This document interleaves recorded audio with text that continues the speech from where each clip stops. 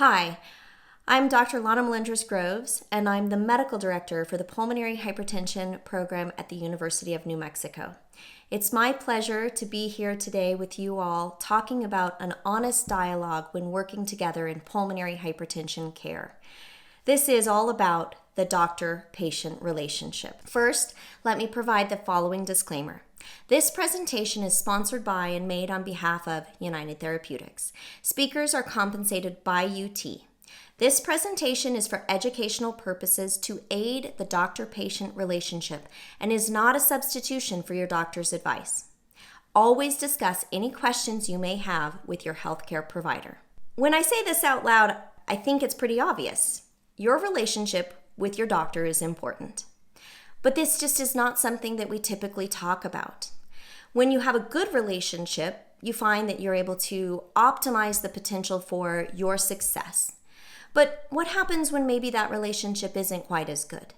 Maybe you aren't getting the full picture. That can lead to mistrust and lack of communication. It's all fine and well for me to talk about how you have these wonderful relationships with patients and providers, but I think it's always more impactful to really listen and see how one of those relationships might work.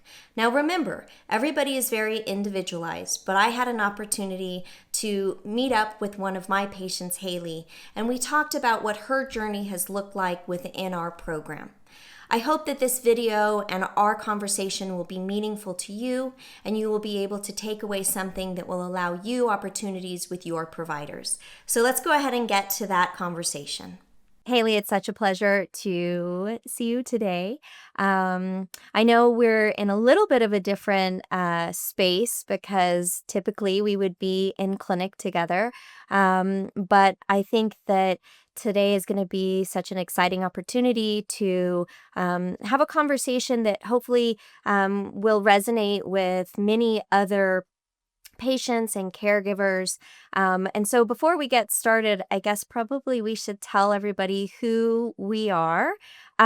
Please feel free to go first and let everyone know a little bit about you. I'm Haley. I am a PAH patient, but I am an artist. I live in New Mexico, and most recently, I'm also a respiratory therapy student. And I guess, just to sort of kickstart what we're going to do today, from my perspective, I would really love an opportunity for you to tell everybody and me again, kind of how your journey with your diagnosis really started. And then maybe I can give a little bit about my first impressions of us meeting. By the time I finished high school, I was 17 years old. Walking up a flight of stairs was absolutely out of the question. Even the tiniest bit of exertion was out of the question. And I finally had a episode in front of my dad, and he knew that this was not just asthma, and got me an appointment with a cardiologist who thought this was atrial septal defect. And we went in for a right and left heart catheterization to measure what was supposed to be a defect, and instead found pulmonary hypertension. And I had been 18, not even 2 weeks, I think. So yeah, that was my welcome to the world. Our actual meeting relationship and sort of patient provider experience didn't happen until a few years after your diagnosis. And I think it's really important that we really talk about, what you experienced over the time from here you are turning 18 with expectations about kind of what your future looked like to then being, given information that probably was very outside of anything that you'd ever talked about or heard about. From the time I was diagnosed to the time I met you, a lot transpired. And then, when I was diagnosed, I was told the name of this disease, that it was incurable, and I had to start treatment immediately, or I was not going to be alive much longer. So that was all the information I was given. And I went into this heart cath thinking that I was going to be curable. I was going to have a hole in my heart patched up. I was very excited to go forth and finally know what it was like to breathe and be able to have, activity. When I got the diagnosis that I wasn't expecting, I was very angry and confused. Eventually, that kind of transpired into being in denial, and thinking, I don't really need to take these medications. Like, maybe I will be able to kind of transition out of this lifestyle, and arguing with doctors because, of course, I'm not very educated on what's going on, and I'm very angry and non adherent for many reasons. I just wasn't in the headspace to hear what was, hear the facts, quite frankly. When you're in that space, I feel like your heart and your mind have to work together to understand something that is so profoundly overwhelming in many different areas of your life, especially as an 18-year-old woman, female. There was a lot to discuss, and those things weren't aligning for me, and those areas of my life were not being addressed. So this really piled up. The denial and the anger piled up. I no longer wanted to take my meds. I didn't see a point in taking my medication. And then I was referred to the UNMPH clinic. And this is when I kind of got ready to meet Dr. Melendres. And I went into this like another specialist, like, here we go. We'll see what happens. I don't really care. Like, that was my attitude going in. I have to say that even for you expressing that you were sort of resistant to being there, you allowed the door to open on our relationship. And I remember walking in and realizing that you had for many years been in a position of not being heard. Our relationship had to be different, and we had to figure out what it meant for us, not for how I interact with any other patient, but just in terms of what your needs were. And really trying to understand what you'd been told, where your journey had brought you. And I would say that everything you've expressed, whether you're, sort of saying, well, I was 18, I think it really crosses all ages. Everybody, wherever they are, has a life that they're living. And all of a sudden, this diagnosis gets in their way. I think I was willing to engage with you because you started our relationship off at an even foundation. There was no assumption of knowledge. Your team came in and got to know me as a human, and I'm like, there's a team here, number one. Okay. And then number two, you walked in with a blank sheet of paper. I don't know if you remember that, and drew out each type of category of pH and circled the one I was in and explained the very basics about this disease, which to anyone sounds ridiculous when you've been living with this disease for 7 years. But I think it goes back to that assumption of knowledge. You didn't assume what I knew about pH. You were there just to lay the groundwork of what this disease is. And that was the first time I ever heard that this disease is progressive. In 7 years of living with it, that really changed me because you came in, I think, seeing me as a whole human and wanting to educate me and not just come at me. It didn't happen overnight, but I was feeling like you were addressing my dignity as a human, of not forcing these treatments on me, of let's just get testing done. Let's just start with like the tiny bit of, what we can work with to make you see and help you see that you're sick. And treatment's going to be the only way through. But yeah, it progressed to the point where we had the heart catheterization, and finally things had gotten so bad that I had a really terrible episode, and I was waiting till the very last minute. I did not want to be on a pump. I didn't see a future with a pump, and I had seen you in clinic, and 2 days later had a terrible episode where, syncope, passed out, the whole 9 yards. And I thought, I just can't live like this anymore. I'm on oxygen 24/7. I can't do anything. I can't even bend down to pet my cat. And it was like waving the white flag, like, okay, take me to the ICU, I guess. And that's what happened. You. And I think, you said waving the white flag, but I think your white flag was that you saw that you were worth everything, and that it was time to try and see if there was an ability to move forward. So, I mean, I think that your white flag really was not giving up. It was giving in to being able to be cared for by others. I definitely felt when I was going on the pump that I was giving up some control because I had, within this anger, thought I had so much control that I was not going to do this and not going to do that. And I I felt like going on a pump, I was giving up some control. And all I really ask of, my patients is just be transparent with me. If you don't want to do something, like, that is okay because it's your life. You walk out of this clinic or this hospital and it's you who lives your life. And I'm just here to be, a potential part of how do you live that life better. And so I think that for me, having somebody like yourself as one of my patients has really helped me grow in terms of understanding how every person needs something different. I at first thought I was losing control of my life by getting on it, and I realized very quickly that I did have some control back. I felt a whole new way because I didn't cave into,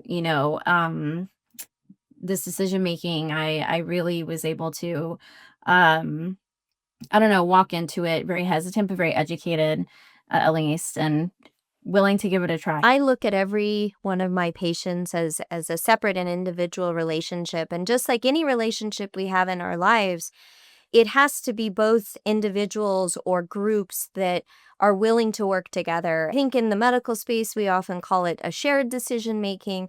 But for me, if I want something desperately for, the other person, but that other person wants something very different, we will never be able to, align and both feel as though we're satisfied with what we're doing.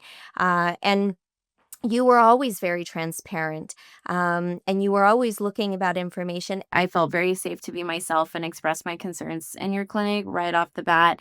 You're always willing to meet me where I'm at and educate me. I did not even realize the education that I needed and that I needed to be seen as a whole human with a future, not just kind of this wild goose chase to contain. That for me is I think always my goal is how do I help my patient get to a position that they just start looking at their future as hopeful with opportunity as opposed to the concern of, a day to day. Yeah, absolutely. Well, and every time I've walked into your clinic, it's like you've always approached this and your team has always approached this as it feels like a brainstorming session.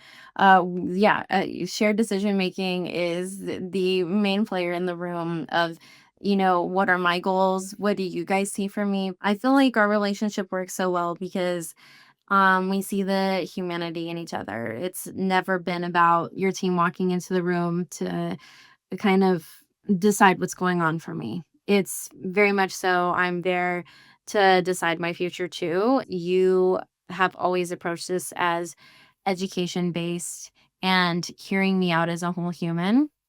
And once again, just touching on all those factors, touching on every facet of my life, because this disease doesn't just exist in the clinic or in the hospital. It exists in every facet of my life. There is one other piece that I don't want to not get to, and that is that pulmonary hypertension isn't just about heart, lungs, and blood vessels, but one area that you've really brought to light is sort of the behavioral and mental health side of this disease for you.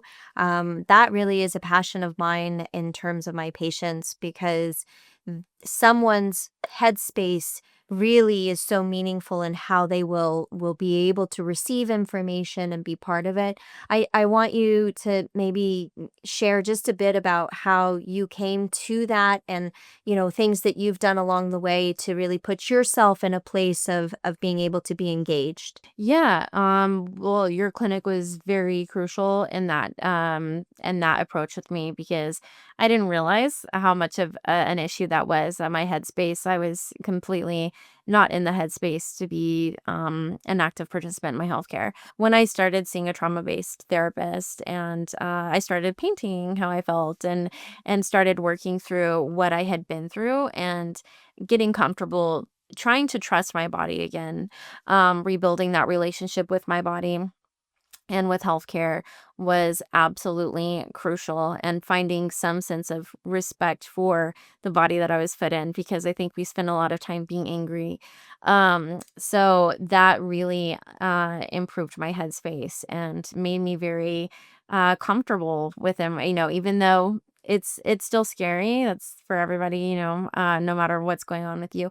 It made me trust my own instincts. And I think even you have said that before, of like, your body very well. And I know how to listen to it now. I know when something's changed. I know when my brain is telling me that I'm in danger when I'm not, versus when I am actually feeling something happening, a change in my disease progress. Well, I just want to thank you for being so gracious with your time. I think we could probably talk all day, but in for those around, the country who are joining us and elsewhere, we just I couldn't be more thankful for you and for what you've taught me. So yeah. Thank you. I'm thankful that for you. Well, I always love an opportunity to see Haley as well as all of my patients and to engage in these types of conversations. I really hope that it was helpful for you in one way or another. But let's go ahead and get back to what this collaborative care is. And often we talk about it as shared decision making. What does shared decision making mean, though? Well, it's taking the patient and putting them at the center of the care that they're receiving, which seems obvious. It's your care, it's your disease, it's your process. But it really is a cooperative, collaborative approach between you, your caregivers, and your healthcare team in working together to make the best decisions possible. That includes what your preferences are, what your values are, as well as what is the best available medical evidence. What this might look like when we're really putting it into practice is that you're coming with your perspective, your physician is coming with their information, their data, their guidelines, and their perspective. And it's marrying the two so that you're able to benefit from not only what your goals are, but also to be able to benefit from medical expertise. It will allow you to come out feeling confident and heard and empowered in your care. This is really all about weighing pros and cons so that there is a nice balance between what you feel is your risk as well as your benefit. This is a key slide for me when we talk about meeting a patient right where they are. Now, that will be different for every single patient of mine. Each person comes from a different background, a different perspective, a different educational level, a different medical educational level, and really what it is all about is talking about what their needs are, understanding where they're coming from so that I may be able to meet them there. That is going to be a big continuum. But if we get it right, it allows us to really provide clear explanations so that you're able to make informed choices. The bottom line is, it is a non-judgmental environment so that you can feel heard and listened to, and that I, as your provider, can provide my best medical expertise to you. This isn't always easy, though, because it does always feel that there is a power imbalance. We see this in every part of our lives, whether that be from children to parents, teachers to kids, all along the way. But the best way to do it is to try to balance out that power. And I don't even necessarily like the word power very much because it really isn't about power. It's about empowering. It's about allowing a patient to feel as though some control is still back in their hands. And that comes with a physician bringing their clinical knowledge, but explaining it in a way that is understandable and digestible to their patient. Because often you as a patient may be feeling nervous about asking questions, about questioning what we're offering, worrying about if you're going to be heard and understood. We often in the medical field have these very tight, busy schedules, and we feel stressed as well. And so it can make communication during an appointment feel very complicated and challenging.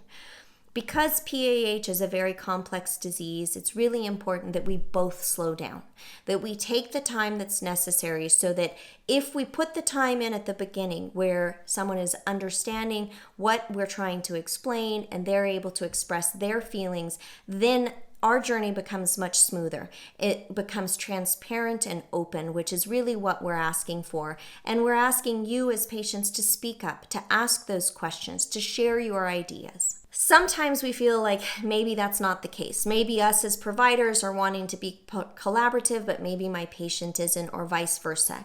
And this investigation really looked at what patients and providers were thinking. And both sides of the coin said, we want to be collaborative. We want shared decision making. We want to work with our patient. We want to work with our provider. There was a tiny proportion of people who felt like, I'm good and I want to do this on my own. And that's okay too. I think that's something that individuals should voice to their provider so that it's well understood. But for the rest of the population who is looking to have collaborative approaches, this is where we need to speak up. Because often we overestimate how often we're doing this. I may think, I've been very collaborative today, I've given my recommendations, they've said yes to those recommendations, but in reality, was I really listening to what my patient was saying to me? Bridging priorities. And I think this is where, as physicians, we have to think about what our priorities are. And they often are really based in the disease itself. What is the risk of this disease progressing? What is the risk that my patient could be hospitalized? Maybe thinking less about the side effects of medications or the testing that we're having our patients do and how that might strain their lives. And then there's the patient side of things, where often it's more about, how do I feel better during my day? What is my quality of life going to look like? Maybe less about what specifically the disease progression is doing. So it's really, how do we find that middle ground where we're being effective, we're improving outcomes, we're improving how our patients feel, we're taking all of those things into account when we're setting goals. This is where we weigh the pros and cons, and together we find a mutual course of action. These shared decisions may look different for every person and how the provider shares them, but it could look something like just asking the right questions to understand what matters most to you as the patient, and then presenting information in a way that's easily understandable. Now, this isn't always as easy as you think it would be. Often we as physicians, we're not teachers. We haven't been taught necessarily how best to educate our patients. And so it takes time for us to realize that maybe the terminology and the language that we're using, the words that we're saying, are not being understood. And it's okay to stop us and ask for clarification, because this is the only way that we'll get to the discussion of the risk benefit, the pros, cons, and being able to then make good decisions in terms of informed, calculated risks. So I said calculated risk. Well, it means something a little bit different when we talk about a medical scenario, but we take on calculated risk every day of our lives, whether it's getting into a car, whether it's getting onto a plane, whether it's going out to eat. Whatever it is that we are planning on doing, there is a risk and a benefit to that. Some of them, they're very small risks. In the medical situation where there's treatments and medications, this is where having to understand what the expectations are and what the downsides might be by some of the suggestions and recommendations is really important, because that will get us to an understanding of what is the calculated risk of what we're offering, and is it something that you as a patient are willing to take on. In order to do that, we have to ask tough questions. Now, this is hard. None of us like to be confrontational. None of us necessarily like to be perceived as being difficult. And I think that it's really important to understand that tough questions doesn't mean that you're being difficult. It means that you're being an advocate for yourself.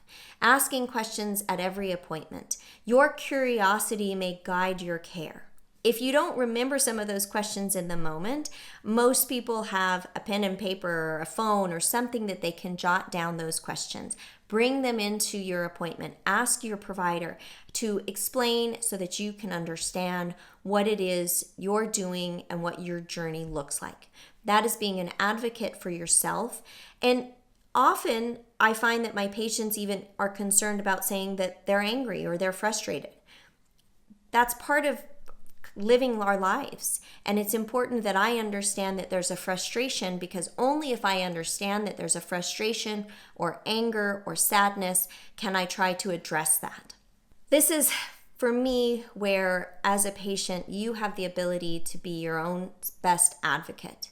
To be able to get to the point of hope is where we're going. So to do that, you have to feel empowered. You have to, if need be, seek a second opinion. If you don't feel that you're with the right group, that's okay. You can advocate for yourself in that manner. And if I'm a good provider, I should say, absolutely, let's see if we can get you another opinion, because mine is only an opinion. It is based off of expertise and medical information, but it is still my opinion and my recommendations for you. This hope that you can attain by being your own advocate will allow you a very healthy experience in your patient-provider relationship through nurturing collaboration and insights.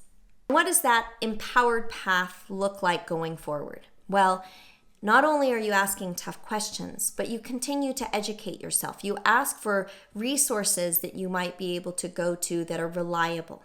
You can actively participate and collaborate in your care team and set goals to reach those goals. I love that we have this amazing pulmonary hypertension community. If there isn't one that has a support group in your area, then look more nationally. There are individuals out there always wanting to connect, to provide you with opportunities to learn and feel as though you have a safe space and that you're being heard. That comes to, how do you find somebody who might have expertise in pulmonary hypertension? That might be a specialist, that might be a care center. One way is to look at the Pulmonary Hypertension Association website. We've provided the QR code today to be able to see if there's a specialist in your area if you haven't already found one.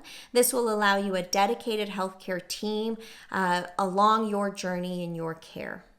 Now let's look outside of the clinic. Let's look outside of sort of that medical situation, what you might be able to do. This is where engaging with family and friends and the community, providing those safe spaces for dialogue and emotional support. I actually really like the quote on this slide by Nadia talking about accompanying her significant other to the appointments. This allows for there to be multiple people hearing the same information, but it also allows the patient to sort of sit back with their person, their caregiver, their family, their friend, to ask those hard questions for them. One aspect that I do want you to always think about is the relationship with your provider still going as well as you would like it to? Or maybe do you need to reboot that relationship? Sometimes we get into patterns, and those can be good patterns, but sometimes maybe they're patterns of just a discussion, you're doing well, and then you make your next appointment. What we'd really like to see is that all of our patients are coming prepared for that visit. Just like you'd ask your child to potentially get ready for a sleepover, or if you're going to a class, you're taking your notebooks, you have your information, you're studying for tests. This is the same type of thing. You want to come into your appointment ready to talk about what your main concern is. If you know what that is, maybe it's about obtaining medications, maybe it's about side effects of medications, maybe it's about the trajectory of what you're doing or the goals that you're setting. Those things can all change over time. And so for me to assume that they are the same would be a poor assumption on my part. I really need to ask my patient. And if you come in with, first, you have a main concern, and then you have some of your primary objectives, your goals and the reasons behind those goals, then we can actively collaborate to really make some of those care decisions so that we're actually affecting what your primary goal is, so that we are addressing your main concern. So what are some of the key takeaways from today? Well, the first, hopefully I got it across quite clearly, is be an advocate.